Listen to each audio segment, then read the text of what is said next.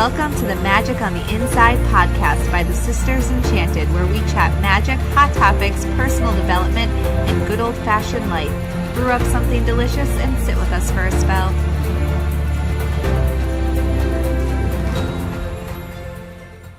Welcome to this episode of the Magic on the Inside podcast, hosted by Sarah of the Sisters Enchanted, where it's our mission to make magic mainstream. On this episode, we're talking with one of our favorite community members, longtime Enchanted sister, Kristine Dunham. She's talking to us about some magical oops moments that she's had, along with her journey of sprinkling a little bit more magic into her everyday life. Listen in. Hey, Kristine.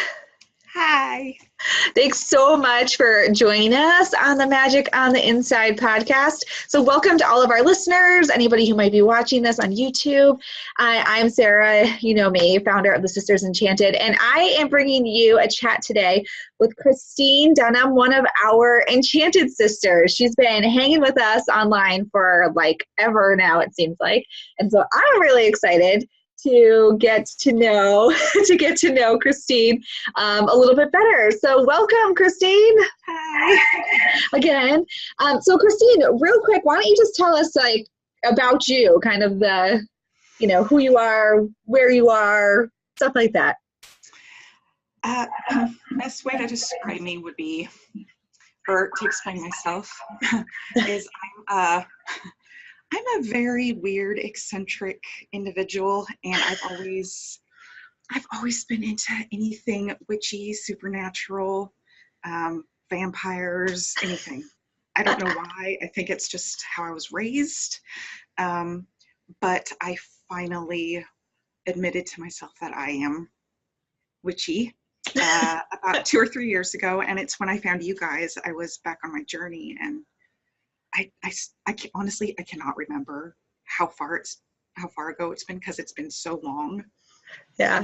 it's the best thing I've done, because I've always been so lost, so confused. If people know Pisces, they're always, dreamers and going from one thing to the other. And I'm the epitome of Pisces. I am Pisces. Like you read about Pisces descriptions and all that, that's me.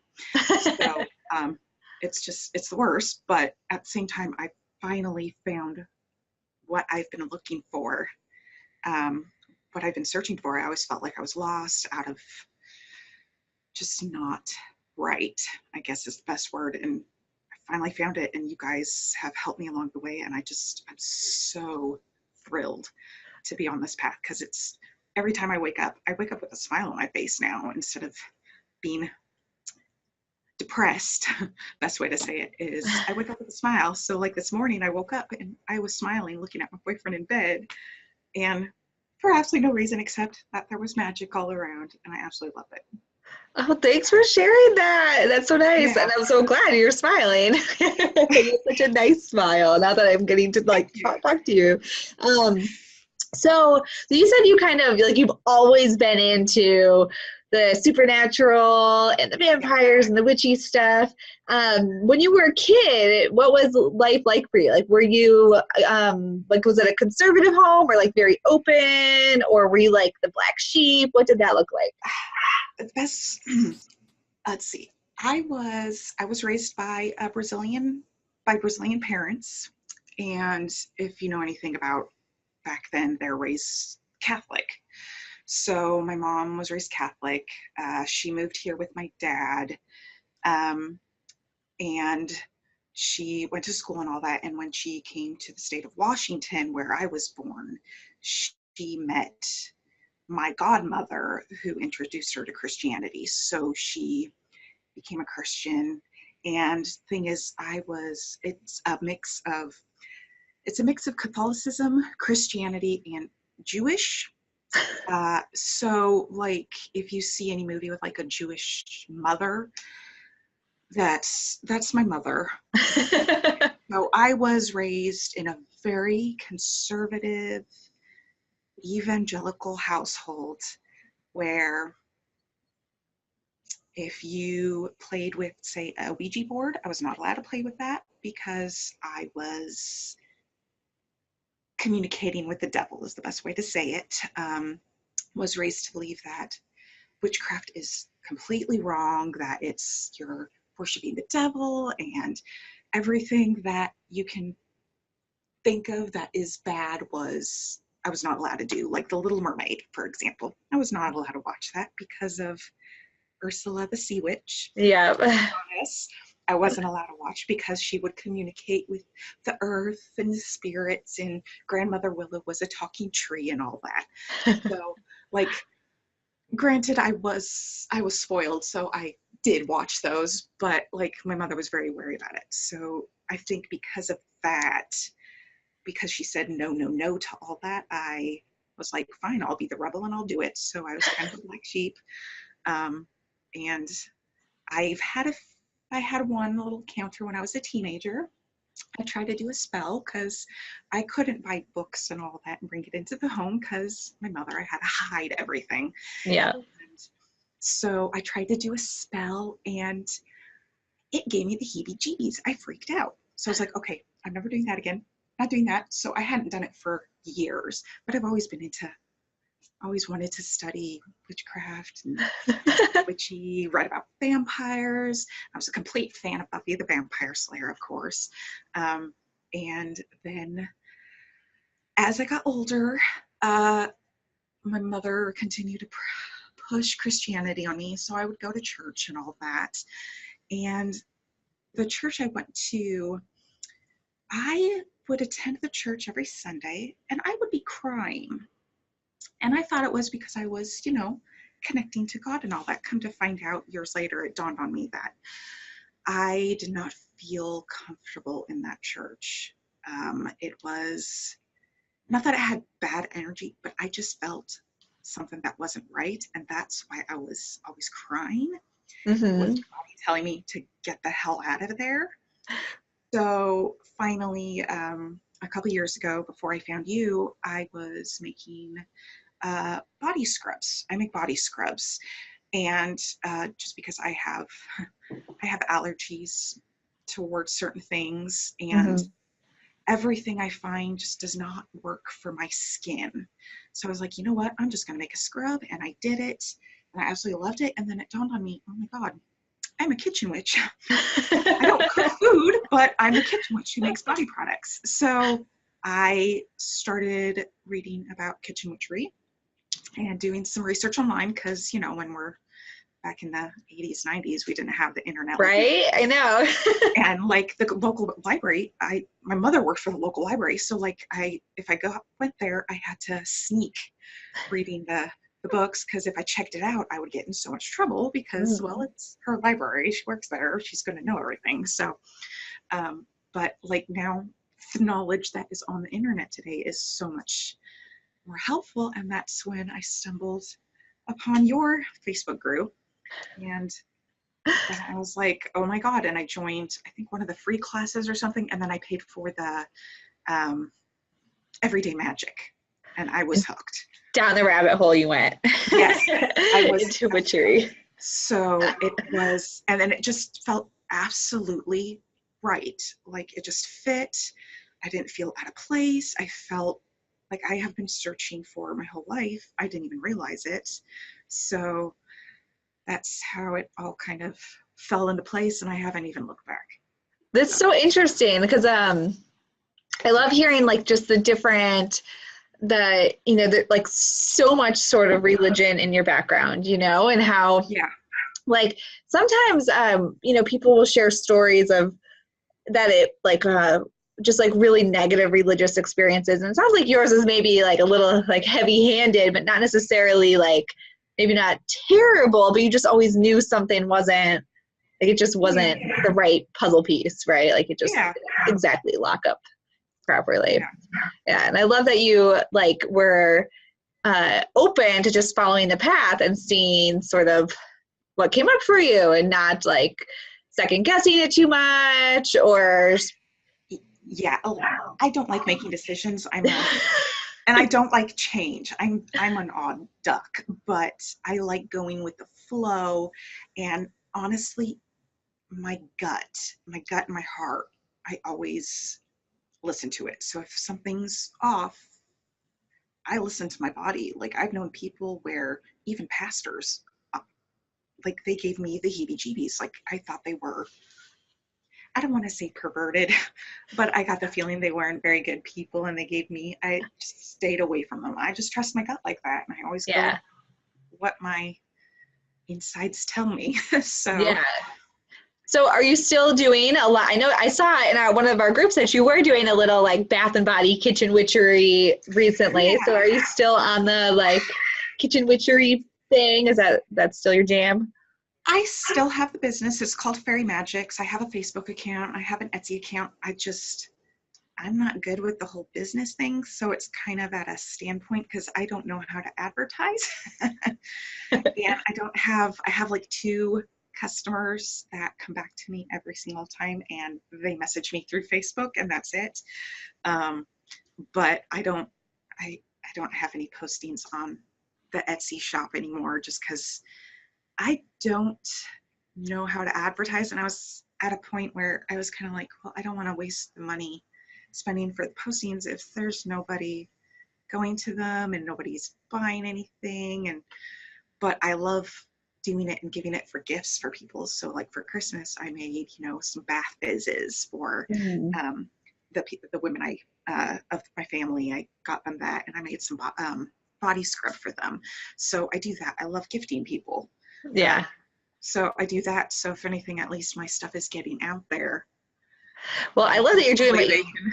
what you like to do. I don't like to cook either. So Yeah, my boyfriend's actually the chef. So there you go. I would say if he was into witchcraft, he would be the witchy wizard type. Because oh my God, he is so good with food.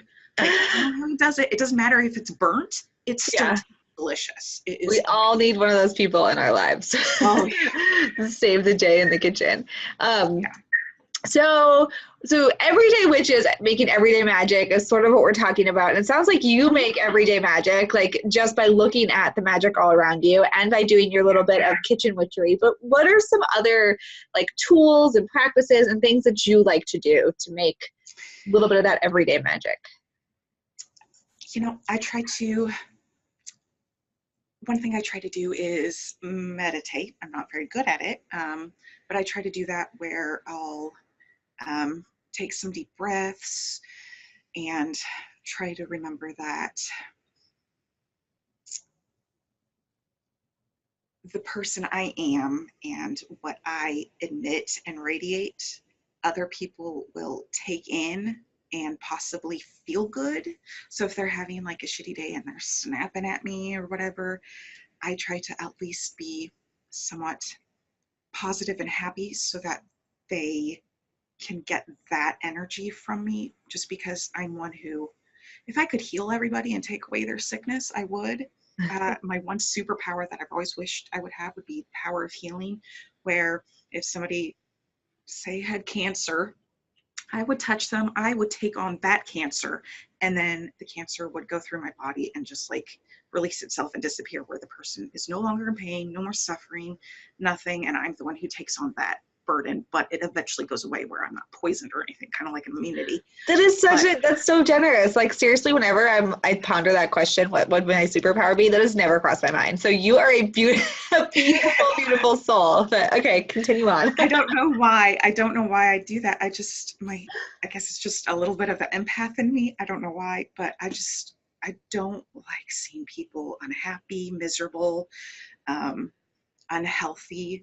And if I can do my little part, even if they don't believe in it, I feel like I'm contributing to their happiness, their well-being, make their day better.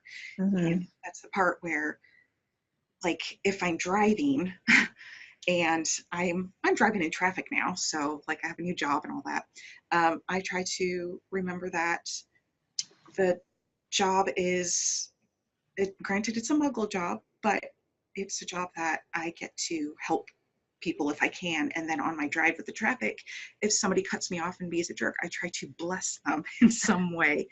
So just with everything around me, I just try to use my words, my energy, and my intentions as my tool, just because I can't whip out, a magic wand or whatever and go poof. But if only that was possible. But I know how your words can change things. Your words have power. Some people don't realize it. So when they're negative, they bring negativity all around them. So that's the part where I focus on. I focus on being positive, optimistic if I can, and I try to see the magic in everything. Granted, sometimes it's a hard day and you just don't want to because we're human. Right. But I do try to see magic in everything. But that's just me. So Yeah, I don't know. no, that's awesome. I love it. Do you have like on your sort of you kind of share this, but on your magical journey so far, is there a moment where you can remember where you did something or thought something or experienced something and you were like, wow, like this whole magic thing, this whole witch thing, like it's totally real? And I like, is there like a magical moment or like a magical oops moment where you were like, oh man, I almost burnt the house down? Yeah, I definitely had a magical moment. I was doing a banishing spell for negativity, and I was writing the stuff down on a piece of paper, and it was a eucalyptus piece of paper because I was doing research on what's the best paper to do for banishing, and I read that eucalyptus was. So I purchased some eucalyptus paper, and it was handmade and all that. And so I wrote down what I wanted to banish, and I lit it on fire, and I was doing this in my bed, and I know I had a little bowl of some kind, but what ended up happening was the fire took over the paper, and before I didn't want to panic and set my bed on fire, so I grabbed it and ran to the bathroom to put it out. But a piece of the paper fell on our rug, and I had to stamp that out to put the fire out, and now the rugs are ruined. And I hid that from my boyfriend for, I'd say, over a year. And one day I had to pull out the rug, and he's like, what happened? I was like, oh, I had a little, I did a spell, and I had an oopsie moment. He's like, what did you do? I was like, I told him. And he's like, okay, why didn't you even tell me? Why did you hide this from me? I'm like, I didn't want you mad at me, and I don't want to be in trouble. And he's like, well, never do that again. Never do fire in the house again without my supervision. So the one thing I know is always have, if you're doing a fire in the house, make sure you have a fire extinguisher. Yeah, we totally have one. My husband has required we have a fire extinguisher due to my witchery. And the other thing I did, salt. Salt's not just for protection, people. It will protect you against a blaze, like in a little cauldron blaze anyway. Just dump all the salt on it. I don't know if that's actually safe, but it works. It works the few times I've done it. I just dump all the salt. That's awesome. That's like awesome. extinguish, yeah. That was a definite oopsie moment. But there was, I'd say it was in 2015, my godfather had passed away back in 2008, and he had committed suicide. And I was never mad at him for it. I completely understood, just because I know how depression works. I suffer depression. But he came to me in a dream, and I was absolutely ecstatic that I saw him in this dream. And it's happened multiple times now. I think I've seen him 3 times in dreams, but this one, it left me not bothered, but it left me feeling terrible that I never got to say goodbye to him. And it made me also realize that, oh my gosh, I can communicate with my godfather, which is something I've been dying to do. And then I'd say probably a year later, he came back and we hugged. It was a vivid, real dream that it's as if I was hugging him in person, like he did not die, kind of thing. And all of that it made sense to me that, because I've never been able to see spirits or ghosts, like, Emma, like she's able to communicate with the spirit side and all that. I've never been one who's encountered that or experienced it, but when my godfather comes to visit me, oh my word, the magic I feel from it, it's a different, I don't even know how to explain the energy from it. It's just different. It's like your whole body relaxes and changes. Mm-hmm. You're experiencing something completely out of the norm that is not explainable. Because I mean, how do you really explain that other than, you know? But I just knew this was exactly the path I needed to be on, and I do not regret it. Oh, Yeah, it's just amazing. amazing. See, Like you do have the gift. it still Open gives it me up wider for yourself. Open that sucker up. You're a Pisces, right? What's your moon sign? Do you know your moon sign? Let's see. Sun is Pisces, moon is Libra. On the spot. Well, it's a very balanced inward. Pisces is that. Pisces is psychic, you know, so your outward self. You got that going on there. Anyway, you can just open that channel up. I bet you got it in there. I need to practice on that. Yeah. All right, let's do a little bit of this or that and get to know you. So, you ready? You just pick the first thing that comes to mind, and then I will judge you accordingly. Okay. Okay. Pizza or tacos? Damn. Pizza. Sorry, you don't like making decisions. No. Now you have all these decisions to make. Day or night? Night. Cats or dogs? Both. I love animals. I can't choose. The mountains or the ocean? Or water, like lakes, whatever your water is. Mountains, the ocean. Water. Tarot or oracle cards? Oracle. Movies or books? Oh, damn. Both. Pens or pencils? Pencils. Interesting. Colors or black and white? Colors. Reading or listening?